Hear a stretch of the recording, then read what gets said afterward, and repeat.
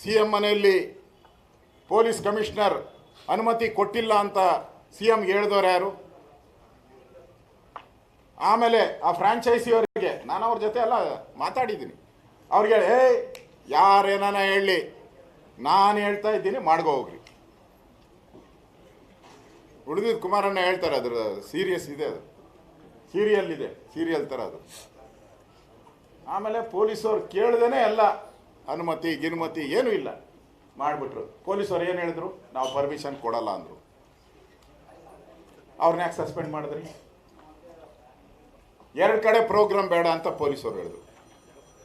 ಯಾಕೆ ಅಂದರೆ, ಎರಡು ಕಡೆ ಯಾಕೆ ಪೊಲೀಸವ್ರು ಬೇಡ ಅಂತ ಹೇಳಿದ್ರು ಅಂದರೆ, ಒಂದು ಕರ್ನಾಟಕದಲ್ಲಿದೆ, ವಿಧಾನಸೌಧ ಕರ್ನಾಟಕದಲ್ಲಿದೆ, ಚಿನ್ನಸ್ವಾರಿ ಸ್ಟೇಡಿಯಮ್ಮು ತಮಿಳ್ನಾಡಲ್ಲಿದೆ. ನಾನೆಲ್ಲ ಹೇಳಿರೋದು, ರಾಜ್ಯದ ಮುಖ್ಯಮಂತ್ರಿ ಹೇಳಿರೋದು. ನೋಡ್ರಿ, ನಾನು ವಿಧಾನಸೌಧ ಏನು ಗಲಾಟೆ ಆಗಿಲ್ಲ, ಅಲ್ಲಿ ಪಕ್ಕದ ಚಿನ್ನಸ್ವಾಮಿ ಅಲ್ಲಿ ಗಲಾಟೆ ಆಗಾಯಿತು. ಅಂದರೆ ಅದು ನಮ್ಮ ರಾಜ್ಯದಲ್ಲಿ ಇಲ್ಲ ಅಂತ ಹೋಗ್ತಾರೆ. ಅಂದರೆ ಪೊಲೀಸರು ಕಡಾಖಂಡಿತವಾಗಿ ಹೇಳಿದ್ದಾರೆ, ಒಂದು ಫಂಕ್ಷನ್ ಮಾಡಬೇಕು, ಒಂದು ಕಾರ್ಯಕ್ರಮ ಮಾಡಬೇಕು ನಮ್ಮ ಹತ್ರ. ಯಾಕೆಂದರೆ ಇಂದೊಂದು ದಿನ ರಾತ್ರಿ ಎಲ್ಲ ಪೊಲೀಸರು ಬೀದಿಯಲ್ಲಿ ನಿಂತಿದ್ದಾರೆ. ಮನೆಗೆ ಬಂದಿರೋದೇ ಬೆಳಗ್ಗೆ 6 ಗಂಟೆಗೆ. ಅವರು ನಮ್ಮ ಕೈಲಿ ಆಗಲ್ಲ ಅನ್ನೋ ಮಾತನ್ನು ಸ್ಪಷ್ಟವಾಗಿ ಪೊಲೀಸರು ಹೇಳಿದ್ದಾರೆ. ಆದರೆ ನೀವು ಪೊಲೀಸರಿಗೆ ತಿರುಗೇಟು ಕೊಟ್ಟು ಕಾನೂನನ್ನು ಕೈ ತೊಗೊಂಡಿದ್ದೀರ. ಸರ್ಕಾರ ಯಾವ ಅಧಿಕಾರ ಇದೆ ನಿಮಗೆ? ನೀವು ಎಷ್ಟೇ ದೊಡ್ಡವರು ಇರ್ಬೋದು, ಸರ್ಕಾರ ಮಂತ್ರಿ ಇರ್ಬೋದು, ಯಾರೇ ಇರ್ಬೋದು, ನೀವು ಎಷ್ಟೇ ದೊಡ್ಡವರು ಇದ್ರೂ ಕಾನೂನಿಗಿಂತ ದೊಡ್ಡವರಲ್ಲ. ನೀವು ಕಾನೂನಿಗಿಂತ ದೊಡ್ಡವರಲ್ಲ. Law is great. ಆದರೆ ಕಾನೂನನ್ನು ನೀವು ಕೈ ತೊಗೊಂಡು ಪೊಲೀಸರನ್ನು ದಬ್ಬಾಳಿಕೆ ಮಾಡಿದ್ದೀರ. ಪೊಲೀಸ್ ನಿಮ್ಮ ಮೇಲೆ ಕ್ರಿಮಿನಲ್ ಆಕ್ಷನ್ ಆಗಬೇಕಾಯ್ತು. ಆಕ್ಷನ್ ಇವತ್ತು ಈ 11 ಸಾವಿಗೆ ನೇರ ಕಾರಣ ರಾಜ್ಯದ ಕರ್ನಾಟಕದ ಕಾಂಗ್ರೆಸ್ ಸರ್ಕಾರ. ಮುಖ್ಯಮಂತ್ರಿ, ಉಪಮುಖ್ಯಮಂತ್ರಿಗಳು, ಗೃಹ ಸಚಿವರು ಎಲ್ಲರೂ ಕೂಡ ಫೋಟೋ ಶೋನಲ್ಲಿದ್ದರೆ ಕೊಡ್ತು ಜನರ ಒಂದು ವಿಚಾರವಾಗಿ ಯಾರೂ ಇರಲಿಲ್ಲ.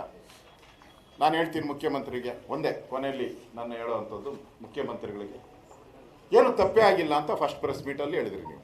ಫಸ್ಟ್ ಆದ ಘಟನೆ ಆದಮೇಲೆ ನೀವು ಪ್ರೆಸ್ ಮೀಟಲ್ಲಿ ನಮ್ಮದೇನು ತಪ್ಪಿಲ್ಲ, ಯಾರೋ ಕ್ರಿಕೆಟ್ ನಡೆಸೋರು ಮಾಡಿರೋ ತಪ್ಪು ಅಂದ್ರಿ. ಫಸ್ಟ್ ಏನು ಮಾಡಿದ್ರಿ? DC ತನಿಖೆ ಅಂದ್ರಿ, ಡೆಪ್ಟಿ ಕಮಿಷನರ್ ತನಿಖೆ ಅಂದ್ರಿ. ನಿಮ್ಮ ಸರ್ಕಾರ ಅಂದರೆ ಯೋಗ್ಯತೆ ಇರಬೇಕು. ಸರ್ಕಾರಕ್ಕೆ ಸರ್ಕಾರ ಅಂದರೆ ಒಂದು ಮಾನ ಮರ್ಯಾದೆ ಇರೋವಂಥದ್ದು ಅಂತ ನಾನು ತಿಳ್ಕೊಂಡಿದ್ದೀನಿ. ಸರ್ಕಾರ ಅಂದರೆ ಮುಗೀತು. ಸರ್ಕಾರ ಅಂತ ಹೇಳಿದ್ರೆ ಒಂದು ಆದೇಶ ಹೊರಟ್ರೆ ಅದೇ ತೊಗಲಕ್ಕಲ್ಲ. ಸರ್ಕಾರ ಈಸ್ ನಾಟ್ ಎ ತೊಗಲಕ್ಕಲ್ಲ.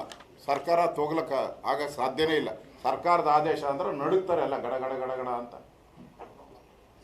ಮ್ಯಾಜಿಸ್ಟ್ರೇಟ್ ಆಯಿತು, ಮಾರನೇ ದಿನ ಚೇಂಜ್.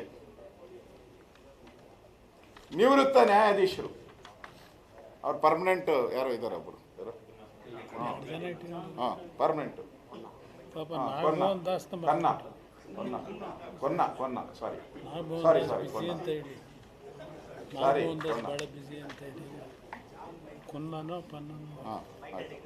ಆಮೇಲೆ ಈಗ CID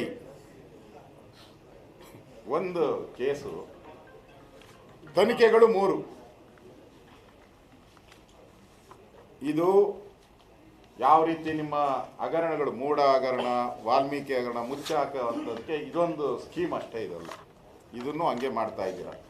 ನಾವು ಇವತ್ತು ನಮ್ಮ JDSನ ನಾಯಕರು, ನಮ್ಮ ಅಧ್ಯಕ್ಷರು, ನಾವೆಲ್ಲರೂ ಕೂಡ ಈ ವಿಚಾರಕ್ಕೆ ಸಂಬಂಧಪಟ್ಟಂತೆ ಸರ್ಕಾರನೇ ಅಪರಾಧಿ. ಈ ಅಪರಾಧಿ ಸರ್ಕಾರ ಇರೋದ್ರಿಂದ ಇದನ್ನು ತನಿಖೆ ಮಾಡುವಂಥದ್ದಕ್ಕೆ ಅಧಿಕಾರ ಇಲ್ಲಿನ ಪೊಲೀಸರಿಗೆ ಇಲ್ಲ, ಇಲ್ಲಿನ DC-ಗೆ ಇಲ್ಲ, ಅಧಿಕಾರ ಇಲ್ಲ. ಅವ್ರಿಗೇನು ಅಧಿಕಾರ ಇದೆ? ಮೂಲೆ ಸೇರ್ಕೊಂಡ್ಬಿಡ್ತಾರೆ ಇವರೆಲ್ಲ ಹೋಗಿ. ಅಧಿಕಾರ ಇರುವಂಥದ್ದು ಚೀಫ್ ಜಸ್ಟಿಸ್, ಸಿಟ್ಟಿಂಗ್ ಜಡ್ಜ್, ಅವರಿಂದ ಮಾಡಬೇಕು. ನಮಗೆ CBI ಮಾಡಿದರೆ ಒಳ್ಳೇದಿತ್ತು, ಆದರೆ ನೀವು CBIನ ನಂಬೋದೇ ಇಲ್ಲಲ್ಲ. ಅದರಿಂದ ಈ ತನಿಖೆ ಆಗಬೇಕು. ಹಾಗಾದಾಗ ಮಾತ್ರ ನ್ಯಾಯ ಸಿಗುತ್ತೆ. ಇದರಲ್ಲಿ ನಿಮಗೆ ಅನುಮತಿ, ಈ ಕಾರ್ಯಕ್ರಮ ಮಾಡೋಕ್ಕೆ ಅನುಮತಿ ಕೊಟ್ಟವ್ರು ಯಾರು? ಅನುಮತಿ ಕೊಡ್ಸೋಕ್ಕೆ ಫೋರ್ಸ್ ಮಾಡಿದವರು ಯಾರು? ಯಾರ ಚಿತಾವಣೆಯಿಂದ ಈ ಅನಾಹುತ ಆಗಿದೆ? ಯಾರ ಮಾತುಗಳಿಂದ ಈ ಸಾವುಗಳಾಗಿದೆ? ಇದಕ್ಕೆಲ್ಲ ಸರಿಯಾದಂಥ ಒಂದು ಈ ಅಂಧ ರಾಜ್ಯದಲ್ಲಿ ನ್ಯಾಯ ಸಿಗಬೇಕು. ನಾವು ಬೆಳಕನ್ನು ಹುಡುಕ್ತಾ ಇದ್ರಿ, ಕತ್ತಲೆ ರಾಜ್ಯದಲ್ಲಿ ನಾವು ಬೆಳಕನ್ನು ಹುಡುಕಕ್ಕೆ ಹೊರಟಿದ್ರಿ. ನ್ಯಾಯಕ್ಕಾಗಿ ಬೆಳಕನ್ನು ಹುಡುಕ್ತೀರಿ ನಾವು.